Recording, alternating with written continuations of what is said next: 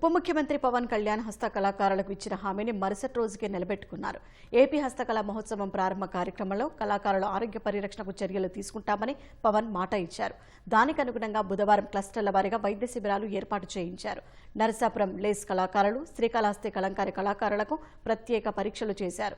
నరసాపురంలో 105 మంది లేస్ కళాకారులకు పరీక్షలు నిర్వహించగా 37 మందికి కంటి సంబంధిత సమస్యలు ఉన్నట్లు నిర్ధారించారు. అందులో 16 మందికి కళ్లలో శుక్లాలు ఉన్నట్లు వైద్యులు గుర్తించారు. అవసరమైన వారికి వైద్యారోగ్య శాఖ సహకారంతో శస్త్రచికిత్స చేయించేందుకు ఏర్పాట్లు చేస్తున్నారు. చిన్నపాటి దృష్టి దోష సమస్యలు ఉన్న 21 మందికి కళ్లజోళ్లు ఇచ్చారు. శ్రీకాళహస్తిలో 53 మంది కలంకారీ కళాకారులకు వైద్య పరీక్షలు నిర్వహించారు. మరోవైపు హస్తకళా మహోత్సవం సందర్భంగా నరసాపురం నియోజకవర్గం పసలదీవికి చెందిన మహాలక్ష్మి తనకు నేత్ర సంబంధిత ఇబ్బందులు వస్తున్నాయని పవన్ దృష్టికి తీసుకెళ్లారు.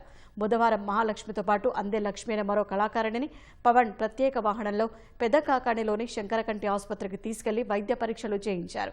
ఇద్దరికి దృష్టి దోష సమస్యలు ఉన్నట్లు గుర్తించిన వైద్యులు కళ్లజొల్లు, ఐ డ్రాప్స్ మందులు ఇచ్చారు.